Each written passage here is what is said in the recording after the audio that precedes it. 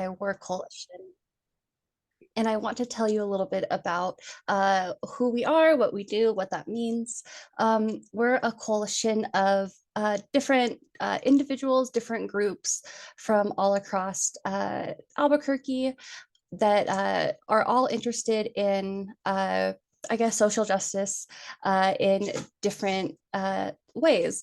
And when we called ourselves Anti-War Coalition, one of the things that we really want to, I guess, make really clear is that we're anti-war in all the ways, but specifically in the ways that are anti-colonialism and anti-imperialism. Because when people say anti-war, a lot of times it becomes linked with, I guess, like the peace movement. And while we are anti-war in the fact, like anti-US going across and waging war on other countries, we don't want to confuse that with the idea that we believe that the only way for others to respond to that is with peace themselves. And so in order to be anti-war, we think that you do have to be anti-imperialist in all the ways. We do lots of different work in that line. For example, the nuclear colonialism that you're going to be hearing about during this panel. We also do a lot of Cuba solidarity work. Trying to help support other countries that are being brutalized by the US, and trying to make sure that when we say anti-war, what we mean is very clear, and that as groups of people living here in Tiwa territory, we truly want to work together in order to give this land, not give, but get this land back where it belongs. So without further ado, I'm going to go ahead and pass it over to Leona, who is going to be moderating this meeting.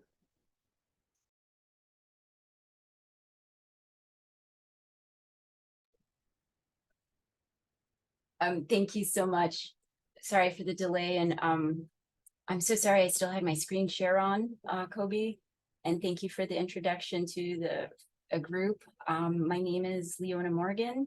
I am Diné, and I've been doing anti-nuclear work for more than 15 years. So I'm just going to give a quick overview of today's event. I want to welcome everyone who's here. I probably know most of you, and I really appreciate the time you're taking to be with us today. I'm really excited to have the following speakers join us. If you want to turn on your cameras now, it's up to you, but yeah, I want to just give a quick introduction to, there's Jesse, and then we're going to have Jesse's up in Detroit, going to talk about Fermi 2, a nuclear reactor that's the same design as the one that was in Fukushima. And then we have Fabiana, who's going to talk about her work down in Argentina, dealing with nuclear power plants, and then also uranium mining, which is something I'm going to talk about here in a minute. And then Augustin, also from Argentina, and he will talk about the nuclear fight there. And then Marissa will go over things here in New Mexico, things at home dealing with LANL, and what call to action we have from them up in around the Los Alamos National Nuclear Labs. So yeah, welcome everyone. I'm just gonna say hello, and if you wanna, you can turn off, it's up to you all if you want to turn off your cameras. Like Eusti said, this is being recorded, so it's up to you if you want to keep your cameras on, and then whatever you put in the chat as well. We do have a public document we'll share with all of the links, so if you don't get everyone's information, we'll be sharing a public doc for folks who joined us today. I'm going to share my screen. I would like to just have a couple minutes to introduce the topic. And so I'm going to show some pictures and talk a little bit about both nuclear weapons and nuclear energy issues. So welcome everyone. I think we're going to have some more folks joining. I do hope we have some friends that said they will be here from different parts of the world. So this is a very international gathering, and a lot of us here do work directly on nuclear issues or support. And the focus today, I want to put this question out there to all the speakers. What does Indigenous solidarity look like to you? And so we'll be discussing that after all of the presentations. Unfortunately, anyone watching this now will not be part of that discussion because we're going to stop the recording at that time. So without further ado, I have my some slides I want to share, and just to kind of highlight why we're all gathering. It's a political education hour, which is going to be an hour and a half, but we definitely encourage discussion and questions. For now, it's just going to be the speakers talking at you, which I hope you don't mind, but we'll have a lot more talks afterwards with everyone who's here. I encourage you to join us. Right now, you are looking at a picture of my, what we call a home site. This is on the Navajo Nation. I don't live here. This is where my grandmothers lived, my paternal family, my dad's mom and auntie, and this is the place where I will live. I'm taking over this land, and there was some exploration for uranium out here, and a lot of my family is from this region, which has been mined with uranium. And so it's a very special place to me. Right now, it's more brown than this picture. So I like this picture because it looks nice and green and you can see the rain in the background. But our people, as Diné people, I'm just gonna reintroduce myself as we're starting this presentation. Here's the Navajo Nation.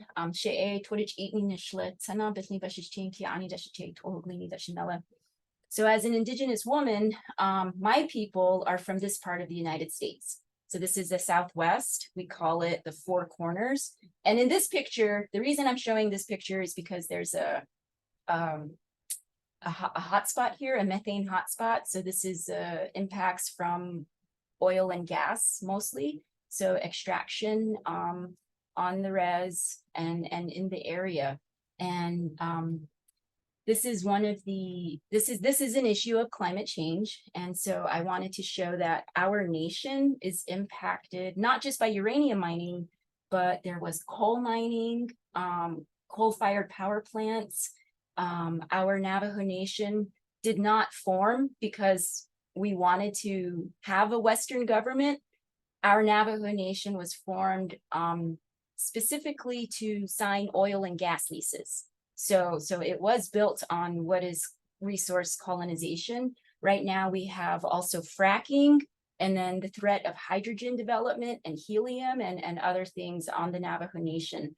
But the focus today will be on all things nuclear. And I put this definition together from some different folks, including Winona LaDuke, Ward Churchill, and others. And I like to emphasize one of my colleagues, Clevenali, also calls nuclear colonialism a slow genocide. But we can just read it together. Nuclear colonialism is the systematic dispossession of indigenous lands, exploitation of cultural resources, and the subjugation and oppression of indigenous peoples to further nuclear production of energy and proliferation of weapons from uranium mining, processing, weapons testing, and waste storage, resulting in the destruction of indigenous peoples and cultures and creation of national sacrifice zones. So this is a general definition. It includes both the energy development and the weapons development. I'm just going to take a few more minutes to run through the different stages so folks have an idea what the speakers are talking about today. Uranium development, we call the front end of the nuclear fuel chain. So this is only the energy chain, not the weapons chain. So we need to work on another graphic for weapons. So all of this is happening in the Southwest, or it has happened, and there's other parts in the world, mostly on indigenous lands where uranium mining happens, a lot in Australia, Mongolia, and several places, not just, Navajo Nation. We have many places in the United States and Canada where there is uranium production. One thing that's unique to New Mexico is that we have the only enrichment plant in North America. There is conversion in different places. So after you get the uranium and you're processing it, you eventually will make the fuel to become nuclear energy. So they put the uranium into little fuel pellets. And I want to say that now because if anyone saw the Oppenheimer movie and saw those little marbles in the movie, they don't talk about all of the stuff you're going to hear today, which is the environmental impacts, the health impacts. And of course, none of this could exist without first, having our lands stolen and a lot of policies created in order for the United States and other world powers to do this, to exploit not just Mother Earth, but the people, the workers, the labor, the water, our sacred sites, our sacred mountains, and then all in the name of what they call clean energy, which it is not clean. And so here's the nuclear power plant where the emissions include steam and radiation, as well as heat. And then at every stage of the nuclear fuel chain is waste. Different types of waste, they're all classified differently. So each of these are all separate fights. So around here at the enrichment facility, this is where things will change depending on different types of uranium development. So they're talking about maybe high burnup fuel or small modular nuclear reactors. I don't know what kind of fuel they propose for small modular nuclear reactors, but a lot of these things, they will have a higher enrichment level. And when you enrich uranium to really, really, really high, way beyond nuclear energy level, that's when we get waste. I mean, that's when we make, where we separate the energy from weapons. So if you enrich uranium very high level to weapons grade, that will go into the area of different things related to not just war and all of the mechanics of that, the international economics and all of that. But today we're going to hear also the environmental impacts of weapons development. So there's going to be, we're going to talk about tritium releases and plutonium pits and things like that. So I'm going to stop now. We have a lot of speakers here. And again, I'll finish my slides. This is an event we're trying to center Indigenous peoples, and of course, most of the Western Hemisphere is stolen lands. We're going to hear about uranium mining. These are the slides I wanted to show just to introduce folks to the issues.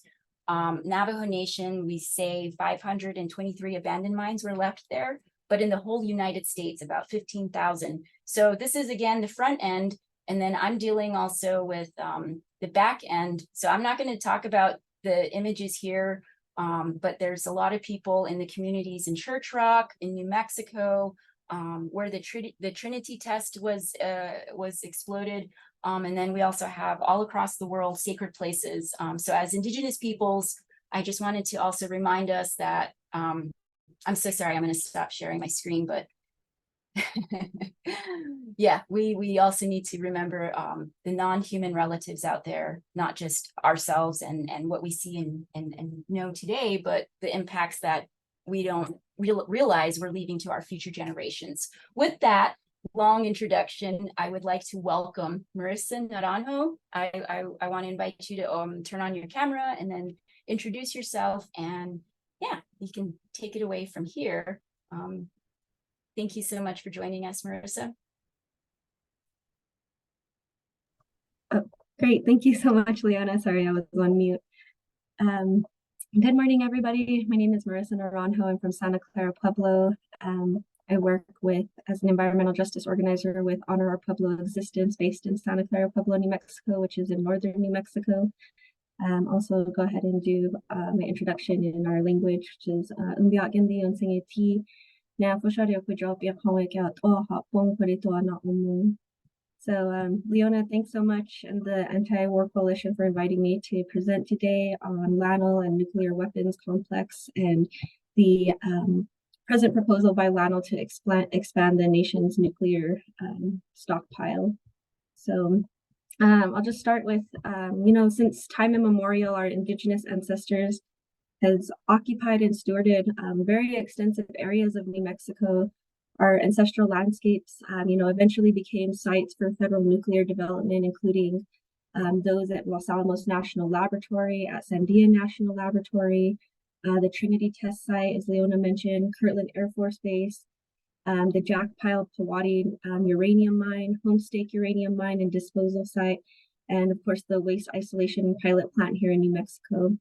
So a lot of our pueblos and tribes, are land-based communities. We're some of the first people to really experience the violent legacy of economic, environmental, health, and cultural impacts of nuclear development since it was first explored with the creation of the nation's first atomic bomb at Lanol. The Manhattan Project actually took place in one of the most spiritually powerful places, sacred to more than 20 of our pueblos and tribes here in New Mexico, in the Valles Caldera area, the Pajarito Plateau, and Los Alamos, where the Manhattan Project took place. So our communities, especially those in northern New Mexico, closest to the labs, have really endured, historic land dispossession, forced economic dependency, land and air and water contamination, and all of that has resulted in ongoing community-wide terminal illnesses, continued sacred site desecration, among so many other challenges. So when this region that's now encompassed by Lanol and the city of Los Alamos was seized by the federal government for the Manhattan Project, many of our pueblos up north were denied access to areas of traditional and cultural importance, many of which were, again, damaged or destroyed during the decades of Lanol's confidential nuclear weapons development process. And our Pueblo communities that live downriver and downstream from the laboratory now continue to assess cultural resource impacts, how our sacred sites were affected, ecological contamination, and continue to deal with all of the health disparities resulting from Lanol's plutonium economy, ongoing plutonium economy and nuclear weapons testing. So our Pueblo communities that live adjacent to Lanol now contain trace elements of that Cold War experimentation. Plutonium, strontium, cesium, tritium, these are all chemical radioactive toxins that continue to really threaten the health and entire natural and cultural ecologies that are really tied to larger Pueblo cultural landscapes and our well-being as Pueblo people. Excuse me. So, and then again, these are places that our Pueblos continue to use and rely on for a variety of purposes, including food, medicinal needs, traditional cultural practices, production of crafts, and our ceremonial purposes. So we're still very much land-based communities tied to the land in that ongoing way. A lot of my family members make pottery, a lot of them are hunters, a lot of them are fishers. So continue to rely on those natural and cultural resources that have sustained our people since our beginnings, and, still dealing with all of the impacts that Lanol has left. So one thing that I think is really interesting, considering most of the buzz around the Oppenheimer movie and the Manhattan Project, is that most people that I've talked to were really surprised to know that nuclear weapons development and the nuclear weapons development is not just a piece of history, that the federal government has recently proposed an increase in the nation's nuclear weapons stockpile to be built at 2 sites, including one at the Los Alamos National Laboratory. So for this, the DOE National Nuclear Security Administration is proposing to increase the nation's nuclear stockpile from 80 plutonium pits per year to 80 plutonium pits per year by 2030. And under this plan, the DOE NNSA has tasked Lanol with delivering a minimum of 30 pits per year by 2026. And then again, this is of course connected to nuclear global colonialism and the nuclear industrial complex, military and nuclear industrial complex. Lanol specifically cites that the continued operation of the laboratory for this purpose is critical to the nation's stockpile stewardship program, impacting national security and global stability, as they say. We've also heard that the president, the Pentagon, some political leaders contend that modernizing the stockpile is also necessary to deter Russia, China, Iran, and rogue nations from acting rashly with nuclear weapons. So this is just part of the long legacy that, of the narrative that we're told for continuing to develop nuclear weapons, all of these radioactive materials that with, our communities really just being a second thought to that.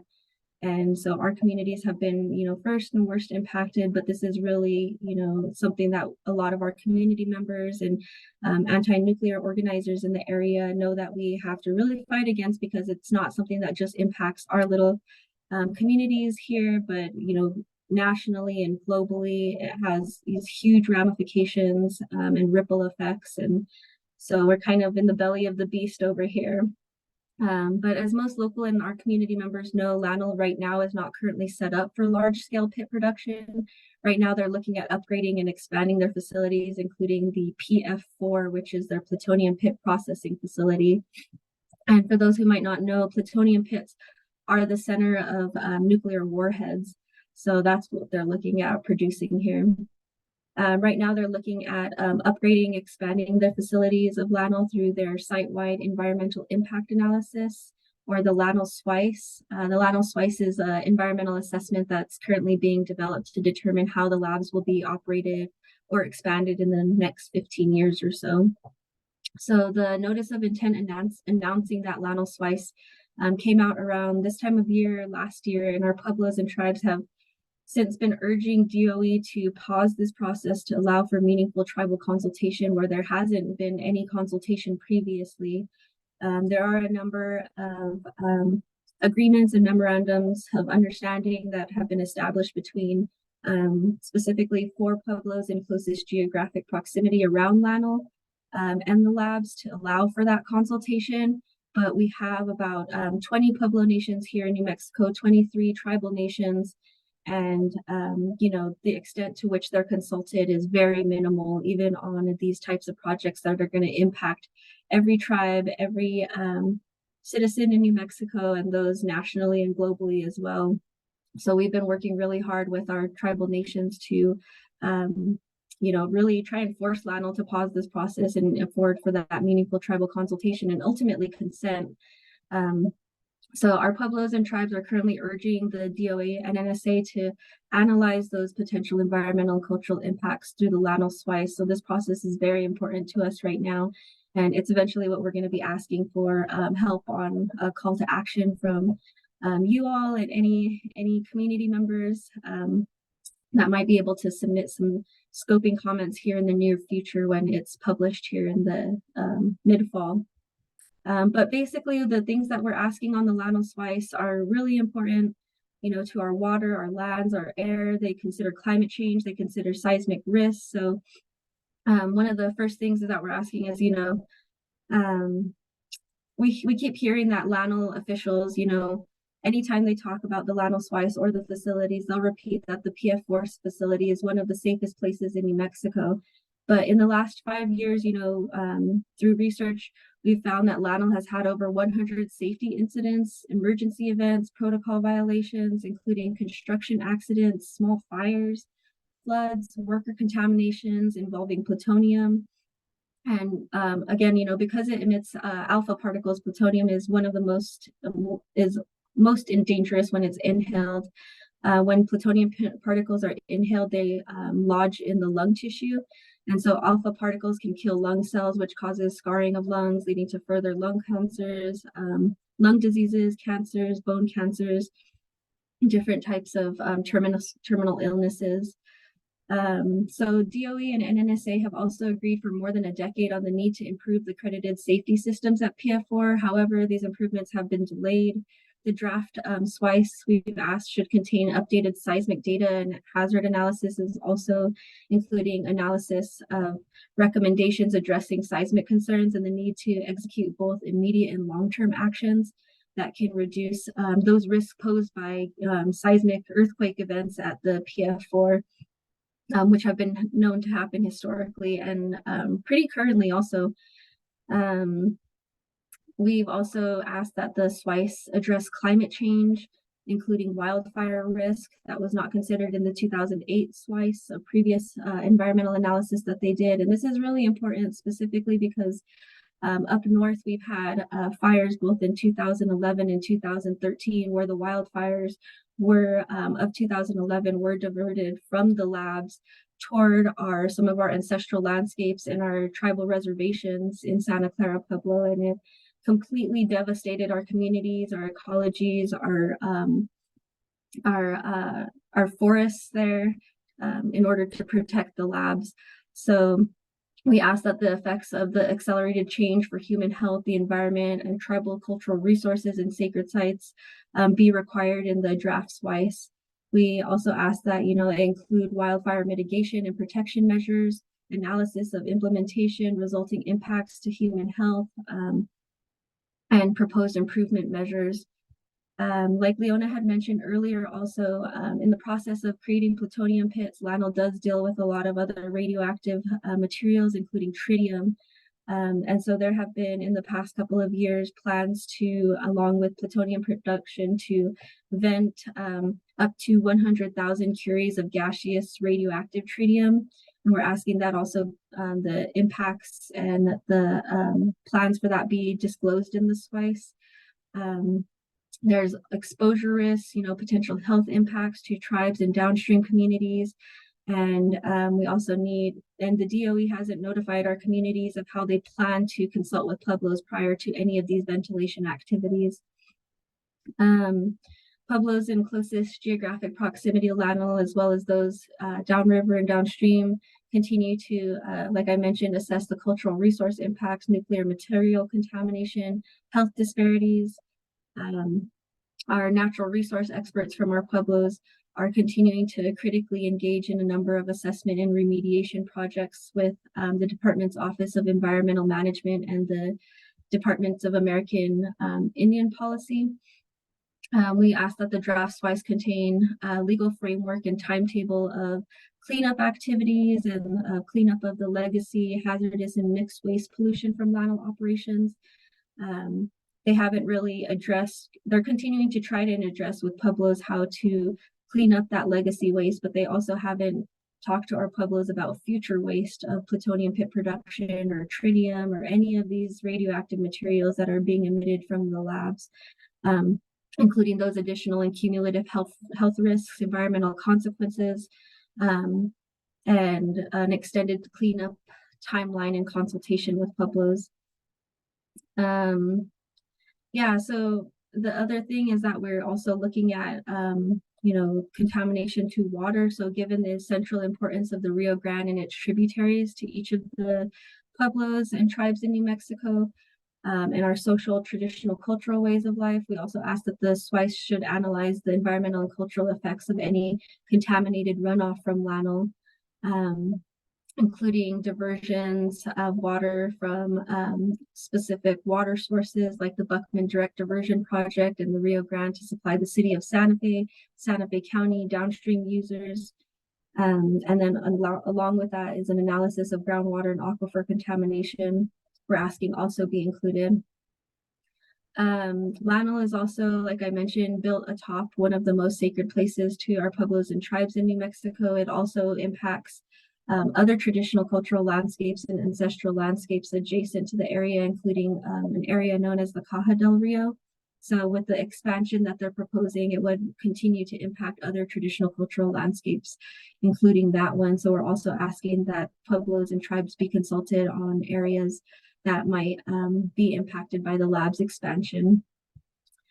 So I guess just to wrap up, just the maintenance and protection of the ecological and spiritual relationships between our Pueblos and this landscape, all the resources this landscape holds, is really central to the longevity of our Pueblo cultural identities, to our community health, to our environmental and natural cultural resources. And this is areas that we continue to rely on for our health, for our cultures, for just our relationship to the lands that we've stewarded since the beginning. Each of our families has a story of enduring the violent physical, mental, spiritual health consequences of this nuclear monster at LANL. One of my aunties, once told me that the energy of one of our most beloved and powerful sacred regions was really harnessed by the federal government to create this world, our world's first atomic weapon. So it really does matter what we do now to understand, what's going on, to protect each other, our lands and relatives near and across the world impacted by U.S. nuclear colonialism. So thanks so much for listening, and please visit our website. It's hope.org. It's linked in our Google Doc that we'll be sending out, and really hope that folks will consider sending in a comment to the effect of what we just mentioned when the Landosweiss comes out here in the fall. Thank you so much, Marissa. I appreciate all of your words, and I think you really laid the groundwork for all of the other speakers. And I really admire what you all are doing. I'm just gonna share a quick image. So, oops, what happened? Sorry, folks. This is New Mexico. And right now, Marissa was talking about this area here, Los Alamos National Labs. I was talking about this area, which is uranium country.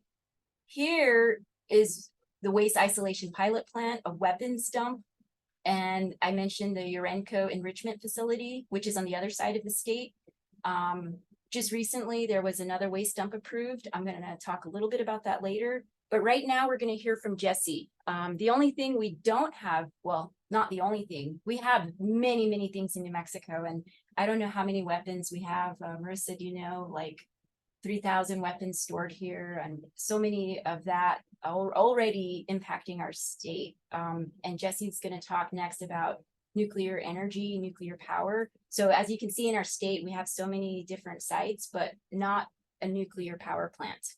And yeah, Jesse, so go ahead and introduce yourself and take it away. Sio Tohiju, Jesse, Amudu Ahantwe, Dogwadoa, Gado, I just want to say, my name is Jesse Deerinwater, nation of Oklahoma. I live in Detroit now, where I would talk about the Fermi 2 power plant, but I would do a little grounding into kind of like how I got into this work to start with, which was in Oklahoma. I was born in a small Cherokee community, born at home, just like I think about 10 miles away from this plant, give or take. There are a lot of other folks that were closer, but it was the Kermagee uranium processing plant. They converted yellow cake into uranium hexafluoride, and then later on they started doing depleted uranium hexafluoride and uranium tetrafluoride. There was like a few other things. All of this has to do with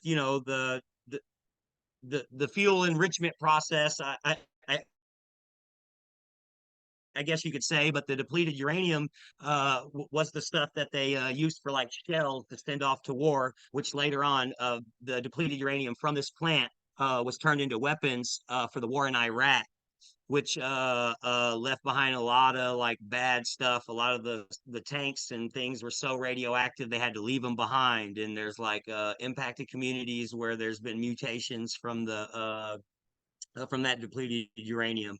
So there was an accident there. I think it was like 1986 or something, close to that, and killed one person and like hospitalized like 30, and then like 40 more like not as bad hospitalized, but that definitely got the people's attention, because most of those people that were impacted were indigenous folks, Cherokee, Kituwa, Choctaw, and had a lot of the low level jobs, I guess you might say, where they were actually handling this waste. And due to some of the illegal processes that this plant was doing and using, which later would get it shut down, folks were actually like directly exposed to raw materials and stuff. And so my mom and a community in the local community formed Native Americans for a Clean Environment, which was indigenous led, all indigenous, and they worked in coalition with other folks, but they brought a lot of attention, tried to hold the plant accountable and the nuclear industry accountable and the company accountable, and try to get some kind of enforcement to get them to either shut the place down or fix what they were doing. And that didn't work, you know. I mean, some years later, after an actual train accident where they were bringing the materials into town, and the train wrecked in town, and they had to clear the town out for like 5 days. Probably should have been more. It's probably still dangerous and impacted there in the city. Like there's a weird vibe in that one area where the train wrecked at. But anyway, and that was like one of the final decisions that brought in more agencies to look at all the things, and they started digging up what the group, what NACE, Native Americans for a Clean Environment, was trying to intervene in and looking at. And as they did that, got more eyes on it. It led to the closure of the plant, and that plant became a Superfund site. That plant is also just a few miles from one of our ceremonial grounds. Though there's not much news around it now, you can easily Google, even on the NRC site, that there's still severe groundwater contamination there for like this giant area. And so it's still being impacted there. Folks will never be able to go back and safely harvest stuff, you know, I mean, and hunt in that area and fish in that area. So anyway, that kind of led to Mom moving to Michigan, kind of getting away from some of the backlash from some of the local folks that supported it, mainly like Ku Klux Klan people and stuff like that. But so came to Michigan, and this is like in 1993, and there was a partial an accident at this reactor here that I'm getting ready. So this is just introing into the work now. So there was this reactor called the Fermi 2 reactors owned by Detroit Edison. It's the Mark 1 reactor. It's the largest one in the world. The same model as the Fukushima reactor that had the fatally flawed model that had the meltdown in Japan. We have the same issues with ours here. The backup diesel generators were only recently fixed in the past 6 years, after knowing for so long that that's one of the flaws that causes the backup power to not come on. All right, 5 minutes. So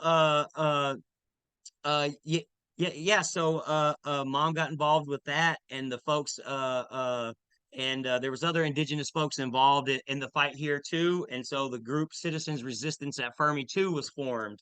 They had some good things with intervening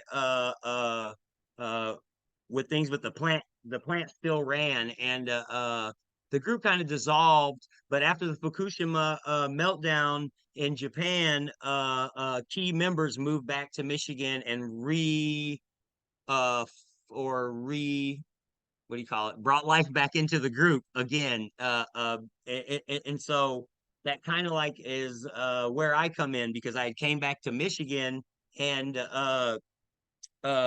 had been involved in the group, but Mom's kind of getting older now, and a lot of people look to her for leadership in the group, both white and indigenous, black and brown folks. And so kind of like putting in the work, and folks have kind of put me in the leadership position now, so that kind of brings me to this, you know, that's what brings me here. And so in this work, I have seen all the struggles that the anti-nuclear and anti-war folks have gone through trying to do this work, and how challenging it has been for them trying to do legal interventions and talk to legislators, and all the things that have to do with like just the nuclear and government.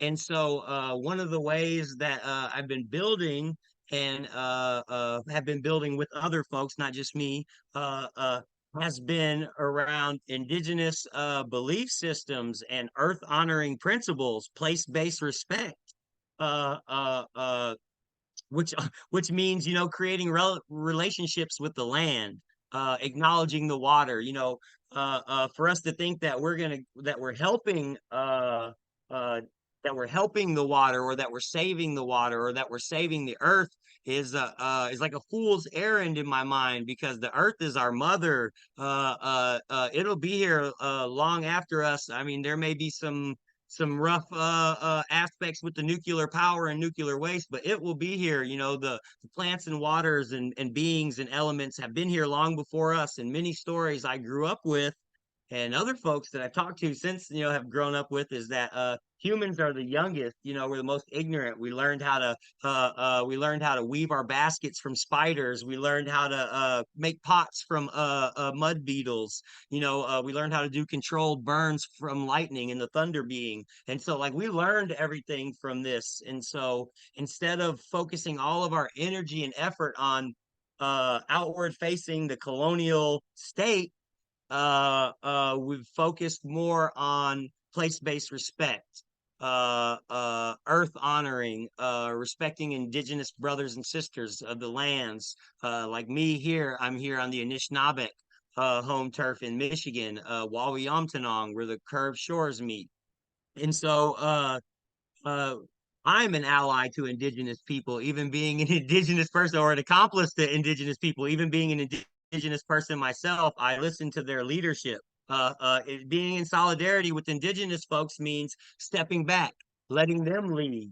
For a long time now, it's been, you know, I hate to say it like this, but it's been mostly white men and, you know, some white women, but mostly white men who are representing indigenous people when it comes to fighting against this nuclear stuff, peace and and nuclear colonialism. So and though there's been some wins, this, that, and the other, a lot of us keep getting left behind. A lot of the fights aren't working, so it's time to make a change. So my thing, the way to be in solidarity with indigenous people is to step back, is to listen to who's there, who's directly impacted, what are their thoughts on it.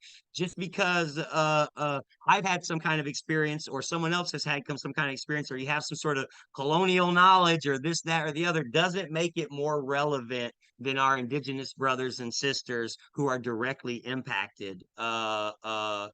Yeah. With that, I'm going to go ahead and wrap up. That way, if we need to come back to anything, we can. I do got a doctrine of discovery point that ties to nuclear colonialism I'd like to throw in later on. But yeah, I'll go ahead and make some space. Thanks you all for allowing me to be here and be a part of this.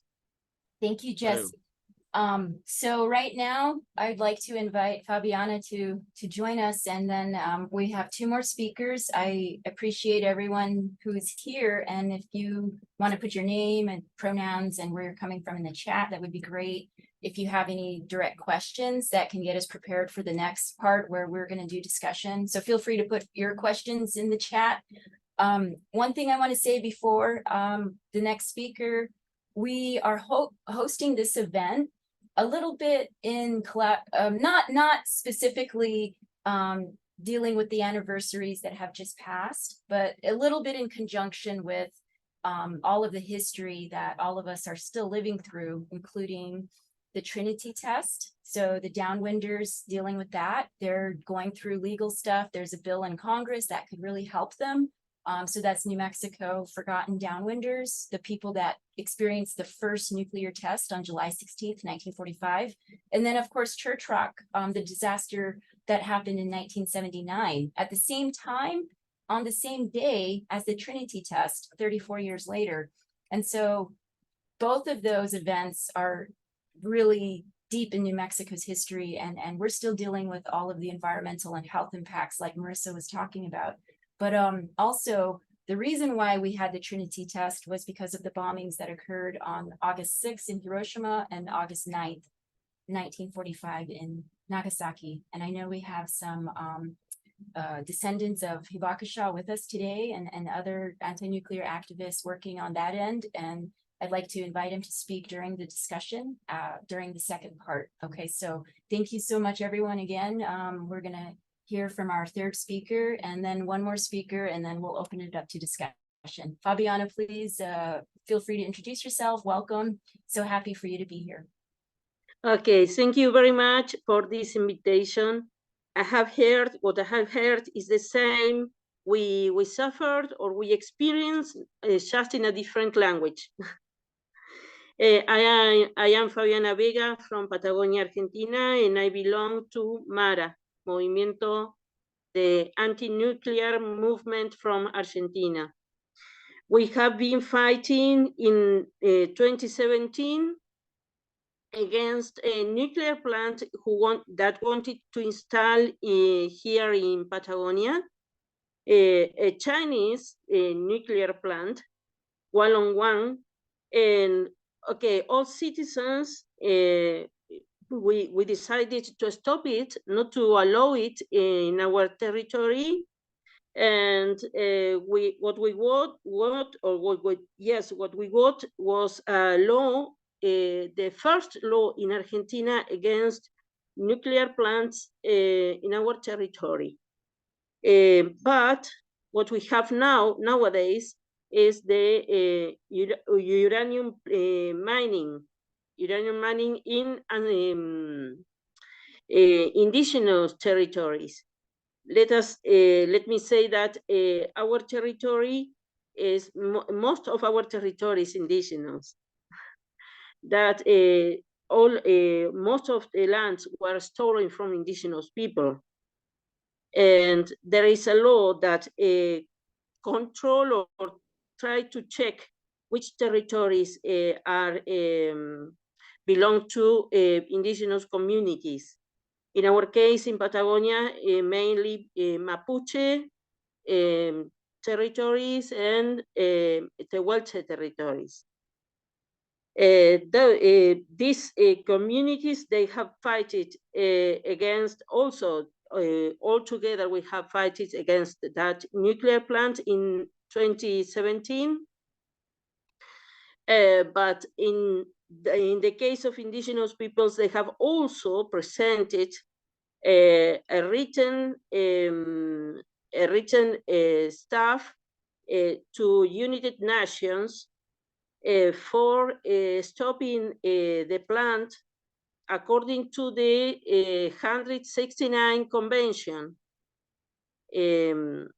That is the convention that indigenous people should be consulted before installing anything in their territory. Let me say that after that fight in 2017, we got in connection with all activists like Augustin and people from all over the country, our country, and we decided to start the MARA. MARA is anti-nuclear movement of the Argentinian Republic,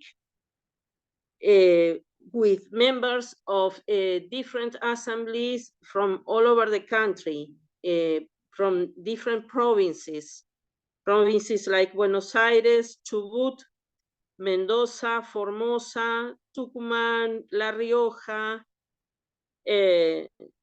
Okay, most of provinces that have or uranium mining or a nuclear plant, Córdoba, they were entering in MARA.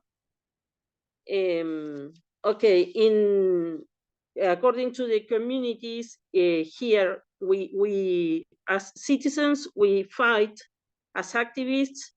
We fight together with all the indigenous communities, because our objective is the same. We fight defending life, defending territories, defending water. And nowadays, we still fight, especially in our area, in Rio Negro and Chubut, against uranium mining. Okay, and I can say also that there is a right from Jujuy, a province where they fight against lithium. There is a peace right, and they have been walking from Jujuy to Buenos Aires for a manifestation, and that's where Augustin has joined them for telling everyone about our anti-nuclear fight. Okay, I can say also that most of Argentinian people, no matter who recognize it or not, most of us belong to indigenous communities. We are indigenous communities descendants. In my case, I am Mapuche, Tehuelche, and Diaguita. And Mapuche and Tehuelche belong to Patagonia, but Diaguita belong to North Argentina. Okay, I hope you have understand all what I have said, and I let Augustin or someone else to talk.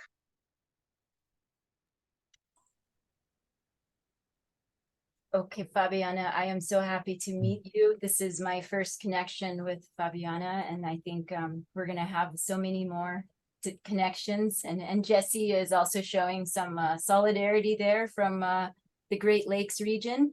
And so, yes, we have one more speaker, and then we will continue with some discussion and dialogue around all of these nuclear issues that we're speaking about today. I'd like to invite Augustin to introduce himself, and yes, please share your message with us. Okay, thank you very much. I want to share the screen. Please tell me if you can see the slides. It's okay? Yes. Yes. Okay. Well, thank you very much. I am Augustin Saiz. I am engineer. Around 2010, together with friends, we began to protest against the nuclear reactors in the city of Zarate, where I live. And we founded a group of neighbors called Zarate Anti-Nuclear Movement. At that time, we wanted to prevent the extension of the useful life of Atucha 1 reactor and stop the startup of Atucha 2. You see the mouse? Are the two reactors here.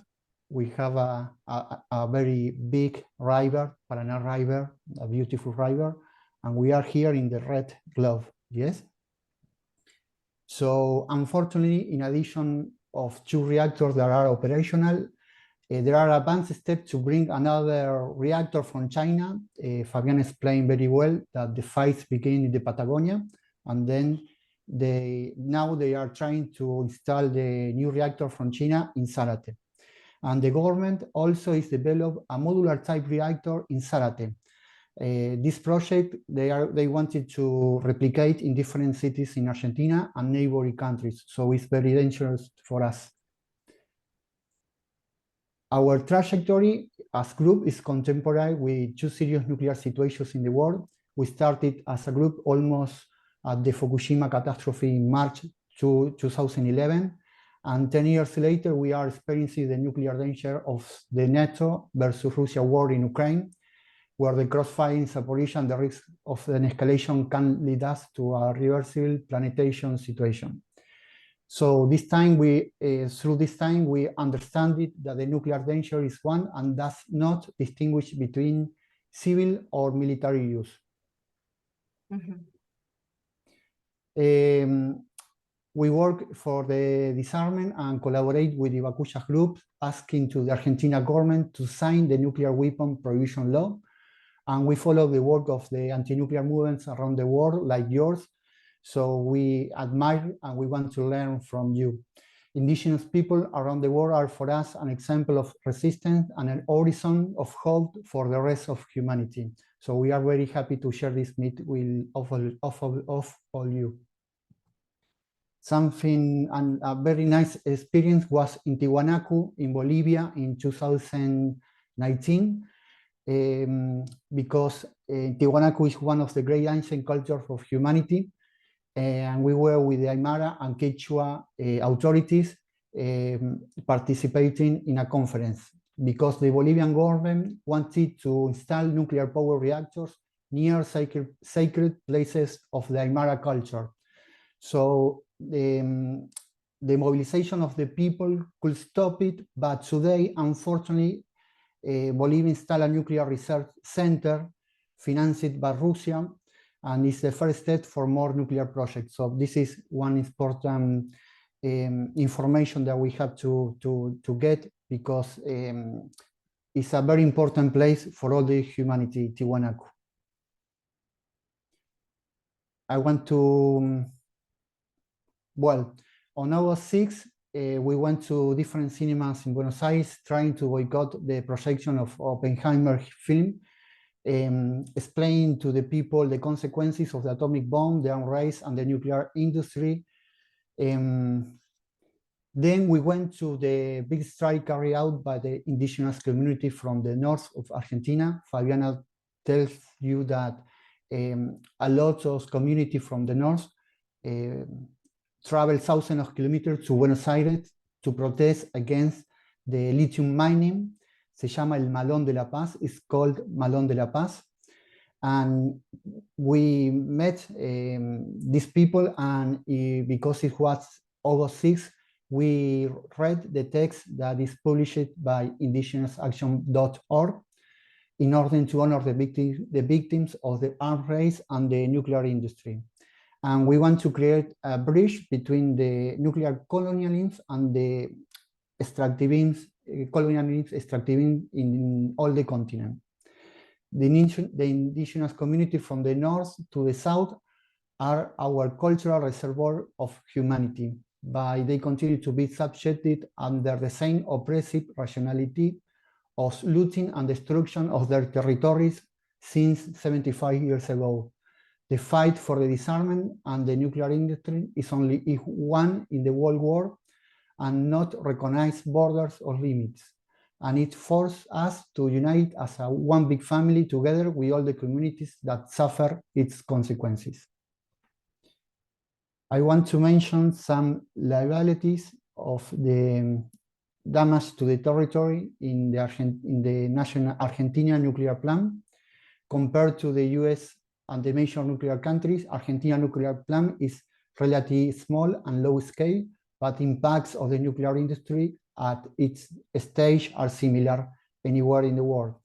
We have 7 unremediated abandoned uranium mines, and we have in Chubut in the south, near where Fabiana lives, a very big uranium deposit, one of the biggest of the world.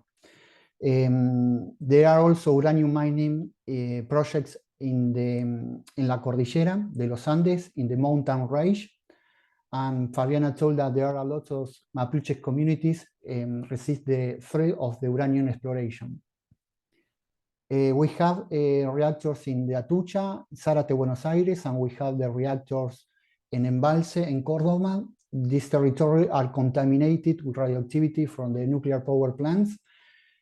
It's important to us to explain that Argentina uses limits of exposure to the radioactivity according to the OMS standard, which are subordinate to the World Lobby Nuclear. So the tolerance limiter allowed are very high. In other words, the contamination exists, but is in the range that allowed by law.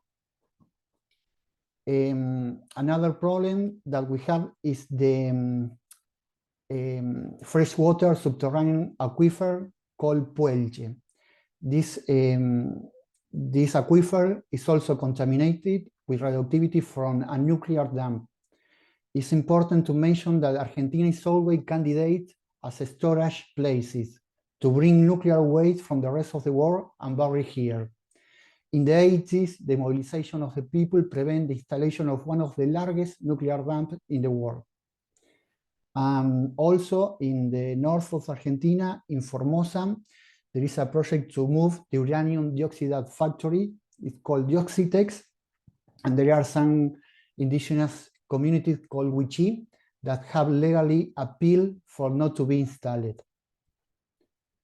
Well, these are ugly faces for us. I want to mention very quickly. Here is Perón with Richard. Richard is a Nazi Germany scientific exiled, and he started the nuclear program in Argentina around the 50 years. In the middle is Castel Madero, that in the 70s, he promoted Atucha 1 y Embalse, so the nuclear plant, the Argentina nuclear plant start with much force. These two people, I don't know if you can see the mouse here.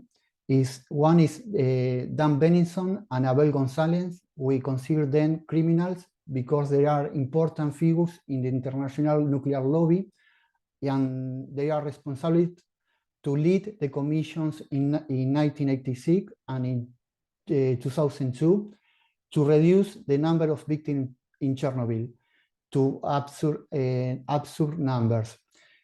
So a lot of millions of victims become invisible to the world because of them. They reduce the number of victims. And here is Rafael Grossi, also Argentino, and he belongs to that legacy.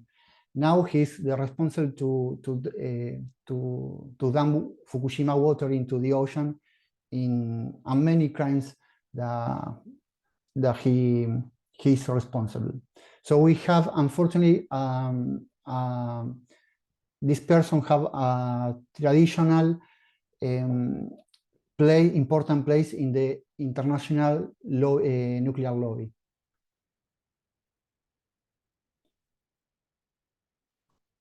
I want to mention some notes related to the Argentina and the arms race. In 1966, the National Commission sells uranium oxide to the plan of Israel.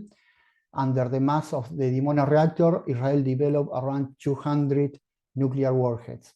In 1976, a faction of the genocidal military dictatorship tried to obtain the atomic weapon. This plan was stopped by the War of Malvinas. During the 90s, Argentina promotes illegal arms trafficking to the Middle East, and Argentina collaborates with the Iranian nuclear program. In 2007, the National Commission delivers to the US State Department all the stock of the spent fuel from the Constituyente research reactor. I mean fissionable uranium and plutonium for the production of nuclear warheads. And in 2021, Argentina refused to sign the Nuclear Weapons Not Proliferation Treaty. The National Commission maintains agreement with China and Russia that they are, as you know, in an arms race to increase its nuclear arsenal. So this is what I want to share with you. Fabiana already talked about the 2017. In Patagonia, there are a lot of people anti-nuclear. In the rest of the country, not many people is conscious about this problem. So as she say, in 2017, they stopped the 1-on-1 reactor that is arriving to Zarate, to Buenos Aires. At the last, I want to show this picture because in 2017, after the Patagonia movement, we went to Zarate to start the MARA, and we started to work with a lot of groups and assemblies of all the country. So this is what I want to present. Thank you very much. Well, thank you so much, Augustin, for presenting. Right now, I want to share a few more words, and I want to just highlight some of the issues we're dealing with in New Mexico. The issues I work on specifically have to do with uranium mining. Right now, there's some uranium cleanup, as well as nuclear waste issues. So we have many connections here to make in different ways. And I'm so happy you mentioned the Fukushima water. There's so many things to talk about that I'm happy with this audience and everyone here that we have a very good connection. We had some folks join us from South Africa, India. The first uranium that was used in the Manhattan Project came from Africa. And here in the United States, this is where the uranium deposits are. So this is where a lot of the uranium mining happened, where the contamination is today. And we're dealing with a proposal for a nuclear waste dump in New Mexico. So the pink circles are the nuclear power plants in the United States. and there's two places they want to bring the waste, which is New Mexico and Texas. And so there's a lot of issues with transport, and these are only temporary. So there is no permanent place for the waste. And so we say this is a form of environmental racism, because you can see the uranium was extracted from the middle part of the country and used for war and other reasons and energy someplace else, but yet they want to bring the waste back to the areas where we don't even have nuclear energy. And so that's something we're dealing with in the United States. And then this idea of cleanup in New Mexico on the Navajo Nation. We're dealing with cleanup in this region. I can't go into all the details. It's going to take a long time, but I wanted this to be part of the recording because over 15,000 abandoned uranium mines in the United States, and the US government depends on settlements from uranium companies that caused the contamination, but the United States does not pay for the cleanup itself. And so right now, the United States is telling the Navajo Nation how to do cleanup of 523 abandoned uranium mines, meaning the US is telling the Navajo Nation, and the Navajo government is telling the Diné people, the community people, what they can and cannot do. The people that are being affected the most are not at the decision-making table with the governments. And so this is causing problems because the government is saying, put the waste over here, and now it's putting Navajo communities against each other. So another form of divide and conquer, as we've seen as a part of colonization. And around the Grand Canyon, there's many people celebrating this national monument. Joe Biden, the president, was just in Arizona to celebrate this national monument they created, which is supposed to stop uranium mining permanently in the region. However, nobody is talking about the handful of mines that are grandfathered in. So even though there's this new monument, several mines are still permitted and can go forward, such as Pinyon Plain Canyon Mine, which we all know I'm a part of, is watching, and we're expecting them as a response to Biden's signing of this national monument. Energy Fuels announced that it can start mining any day now, and so we're adamantly watching this and hoping they don't start, but the transport will be through the Navajo Nation, and we're asking folks to keep a lookout. And this is why I do some work. Everyone talked about health issues, and I just wanted to share this slide because this is a radiation monitoring project, was a response to the work that everyone is doing. And it's one way that I try to create something that was solution driven instead of just focusing on the problems. So right now we're gonna stop the recording because we've heard a lot about the problems and we want to focus on some solutions, but this is gonna be a strategy talk and we wanna hear directly from some folks on the ground. And so I apologize to everyone that wants to be part of this discussion that's not here today. You'll get to see this awesome recording, and I want to thank everyone for joining us. But right now we're going to stop the recording and then open it up for our discussion. Thank you all.